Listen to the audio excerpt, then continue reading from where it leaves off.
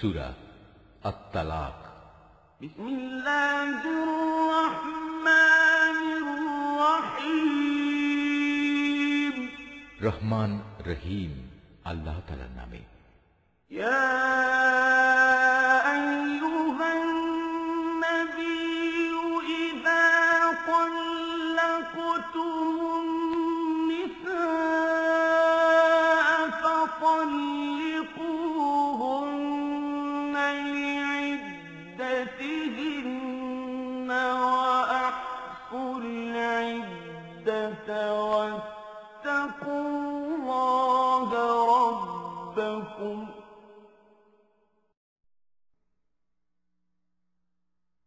لا تخرجوهن من بيوتهن ولا يخرجن إلا أن يأتين بفاحشة مبينة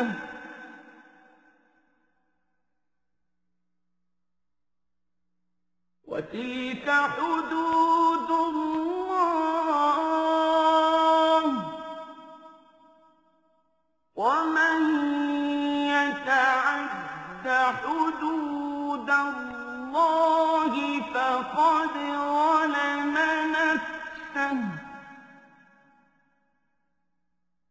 لا تدري لعل الله يحدث بعد ذلك أمرا। হে নবী, তোমার সাথীদের বলো, যখন তোমরা তোমাদের স্ত্রীদের তালাক দাও বা দিতে ইচ্ছা করো, তখন তাদের ইদ্যতের অপেক্ষার সময়টুকুর প্রতি লক্ষ্য রেখে তালাক দিও। ইদ্যতের যথার্থ হিসাব রেখো এবং এ ব্যাপারে আল্লাহ তাআলাকে ভয় করো।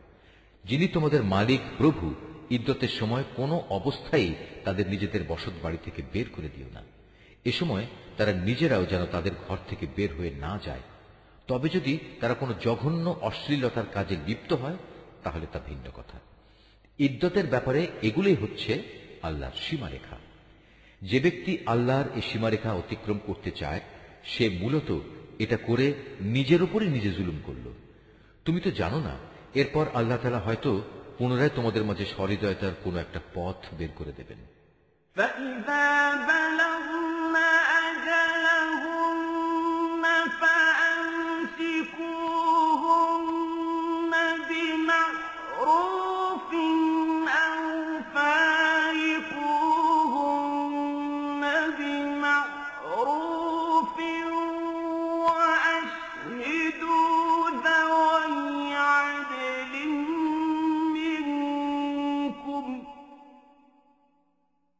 وأشهدوا ذوي عدل منكم وأقيموا الشهادة لله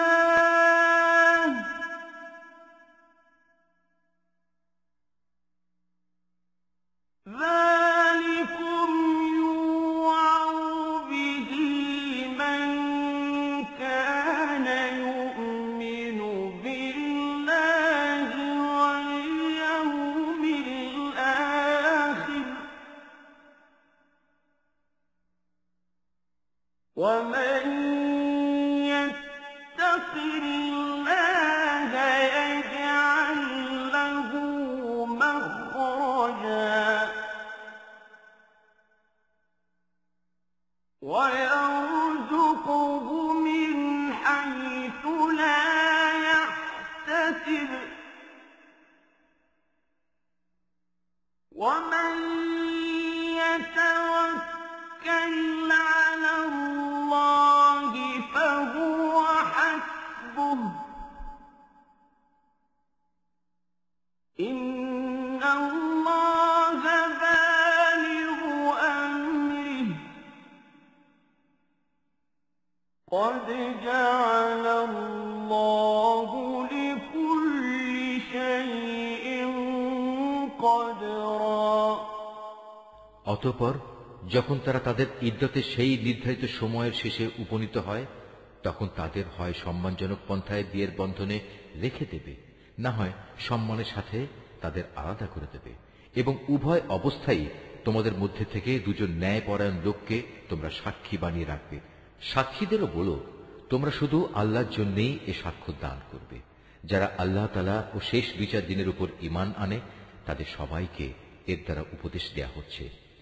যে ব্যক্তি আল্লাহ তাআলাকে ভয় করে চলে, আল্লাহ তাআলা তার জন্য সংকট থেকে বের হয়ে আসার একটা পথ তৈরি করে দেন, এবং তিনি তাকে এমন রিজিক দান করেন যার উৎস সম্পর্কে তার কোনো ধারণাই নেই। যে ব্যক্তি আল্লাহর উপর ভরসা করে তার জন্য আল্লাহ তাআলাই যথেষ্ট, কেননা আল্লাহ তাআলা তার কাজ পূর্ণ করেই নেন। আল্লাহ তাআলা প্রতিটি জিনিসের জন্যই একটি পরিমাণ ঠিক করে রেখেছেন।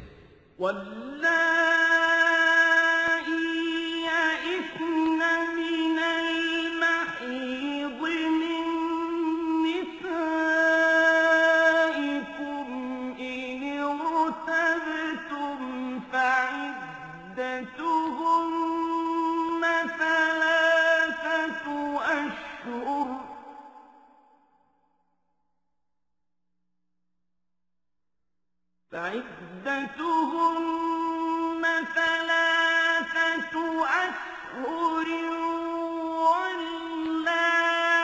واللائي لم يحضن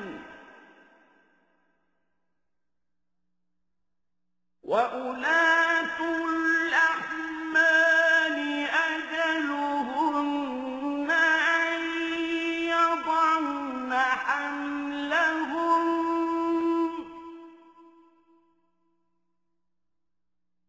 ومن يتق الله يجعل له من أمره يسرا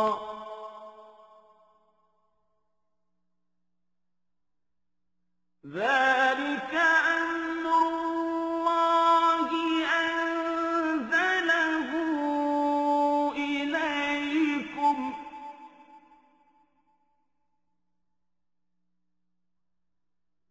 ومن يتق الله يكفر عنه سيئاته ويعظم له أجرا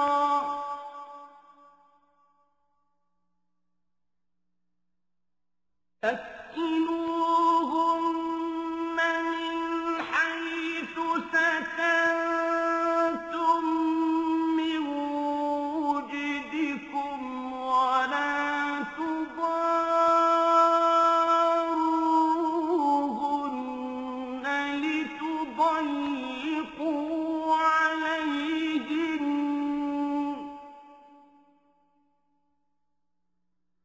وإن كن أولات حمل فأنفقوا عليهن حتى يضعن حملهن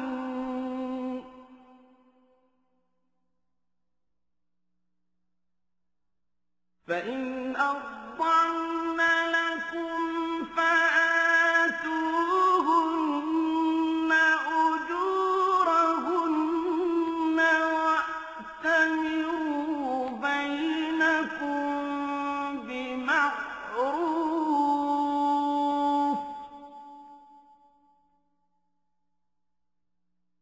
وإن تعاثرتم فسترضع له أخرى তোমাদের স্ত্রীদের মাঝে যারা ঋতুবতী হওয়ার ব্যাপারে নিরাশ হয়ে গেছে, তাদের ইদ্যতের ব্যাপারে তোমাদের কোনো সন্দেহ থাকলে তোমরা জেনে রেখো, তাদের ইদ্যতের সময় হচ্ছে 3 মাস। এই 3 মাসের বিধান তাদের জন্যেও যাদের এখনো ঋতুকাল শুরুই হয়নি। গর্ভবতী নারীর জন্য ইদ্যৎকাল হচ্ছে তার সন্তান প্রসব হওয়া পর্যন্ত। বস্তুত কেউ যদি আল্লাহকেই ভয় করে, আল্লাহ তাআলা বিভিন্ন ধরনের সুবিধা দিয়ে তার জন্য তার প্রত্যেক ব্যাপার সহজ করে দেন। তালাক ও ইদ্যতের ব্যাপারে এ হচ্ছে আল্লাহ তাআলার আদেশ, যা তিনি মেনে চলার জন্য তোমাদের কাছে পাঠিয়েছেন। অতঃপর যে ব্যক্তি আল্লাহকে ভয় করে চলে, তিনি তার গুনাহসমূহ তার হিসাব থেকে মুছে দেবেন এবং তিনি তাকে একটা বড় পুরস্কারও দেবেন। ইদ্দতের এ সময়ে তোমরা নিজেদের সামর্থ্য অনুযায়ী তাদের সে ধরনের বাড়িতে থাকতে দিও যে ধরনের বাড়িতে তোমরা নিজেরা থাকো। কোনো অবস্থায় তাদের উপর সংকট সৃষ্টি করার মতলবে তাদের কষ্ট দিও না। আর যদি তারা সন্তান সম্ভবা হয় তাহলে ইদ্দতের নিয়ম অনুযায়ী তারা সন্তান প্রসব না করা পর্যন্ত তাদের খোরপোশ দিতে থাকো।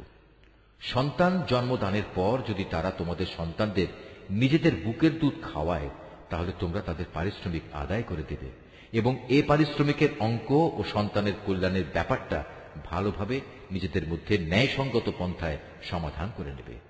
যদি তোমরা একে অন্যের সাথে জেদ করো তাহলে অন্য কোনো মহিলা এ সন্তানকে দুধ খাওয়াবে। لينفق ذو سعة من سعته ومن قدر عليه رزقه فلينفق مما آتاه الله لا يكلف الله نفسا إلا ما آتاها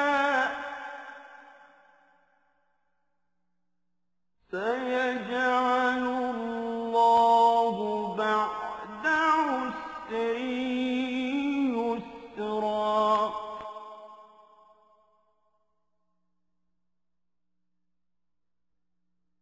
وكأين من قرية عتت عن أمر ربها ورسله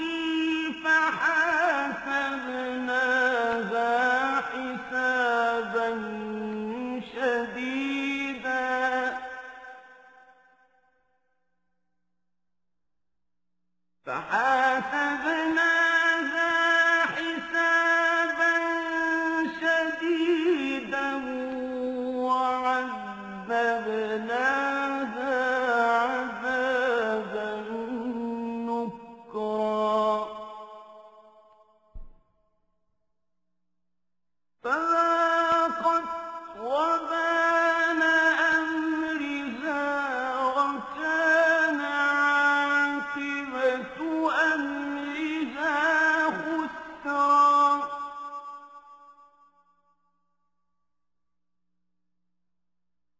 أعد الله لهم عذابا شديدا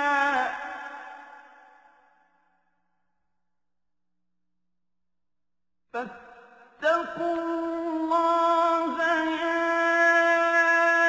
أولي الألباب الذين آمنوا قد أنزل الله إليكم ذكرا বিত্তশালী ব্যক্তি তার সঙ্গতি অনুযায়ী স্ত্রীদের খোরপোশ দেবে।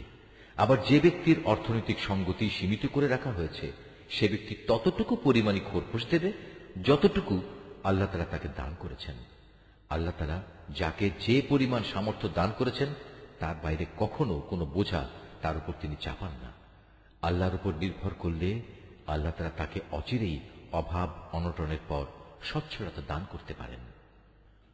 কত জনপদের মানুষেরাই তো নিজেদের মালিক ও তার রাসূলের নির্দেশের বিরুদ্ধে বিদ্রোহ করেছিল, অতঃপর আমি তাদের কাছ থেকে সেজন্য কঠোর হিসাব আদায় করে নিয়েছি এবং আমি ওদের কঠোর শাস্তি দিয়েছি। এরপর তারা ভালো করেই তাদের কৃতকর্মের শাস্তি ভোগ করল। মূলত তাদের পরিণাম ফল ছিল চরম ক্ষতি। رسولا يتلو عليكم آيات الله مبينات ليخرج الذين آمنوا وعملوا الصالحات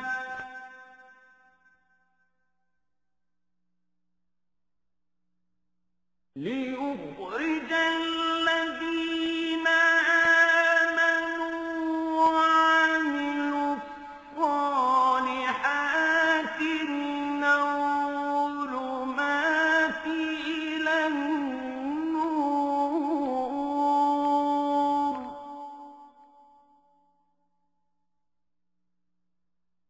ومن يؤمن بالله ويعمل صالحا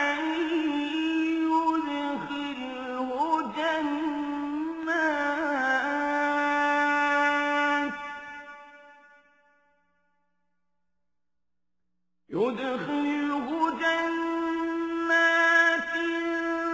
تجري من تحتها الأنهار خالدين فيها أبدا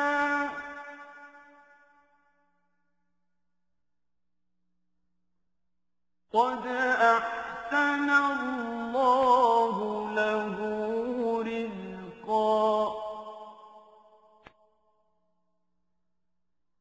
الله الذي خلق سبع سماوات ومن الأرض مثلهم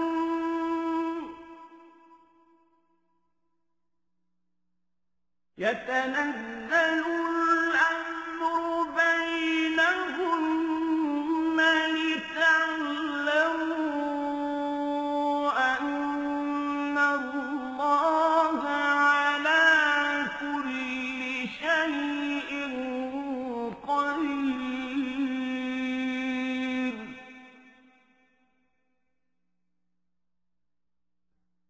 لتعلموا أن الله على كل شيء قدير وأن الله قد أحاط بكل شيء علما আল্লাহ তাআলা পরকালে তাদের জন্য এক কঠিন আযাব প্রস্তুত করে রেখেছেন। অতএব হে মানুষ, যারা জ্ঞান সম্পন্ন, যারা আল্লাহ তাআলার উপর ঈমান এনেছো, তোমরা আল্লাহকে ভয় করো। আল্লাহ তাআলা তোমাদের কাছে তাঁর উপদেশ বাণী পাঠিয়েছেন। তিনি আরো পাঠিয়েছেন তার রাসূল, যে তোমাদের আল্লাহর সুস্পষ্ট আয়াতসমূহ পড়ে শোনায়, যাতে করে সে রাসূল তোমাদের সেসব লোকদের যারা ঈমান এনেছে এবং ভালো কাজ করেছে তাদের জাহেলিয়াতের অন্ধকার থেকে হেদায়েতের আলোতে নিয়ে আসতে পারে। তোমাদের যে কেউই আল্লাহর উপর ঈমান আনে এবং ভালো কাজ করে, আল্লাহ তাআলা তাকেই জান্নাতে প্রবেশ করাবেন, এমন এক জান্নাতে যার তলদেশ দিয়ে ঝর্ণাধারা প্রবাহিত হবে। সেখানে তারা অনন্তকাল ধরে অবস্থান করবে। এমন লোকের জন্য অবশ্যই আল্লাহ তাআলা উত্তম রিজিকের ব্যবস্থা করে রেখেছেন। আল্লাহ তাআলা যিনি এ ৭ আসমান ও তাদের অনুরূপ সংখ্যক জমিন সৃষ্টি করেছেন, আবার উভয়ের মাঝখানে যা কিছু আছে তাদের জন্য তার নির্দেশ জারি হয়, যাতে করে তোমরা একথা অনুধাবন করতে পারো আকাশ পাতালের সকল কিছুর উপর তিনি একক ক্ষমতাবান, এবং তার জ্ঞান এ সৃষ্টিলোকের প্রতিটি বস্তুই পরিবেষ্টন করে রেখেছে।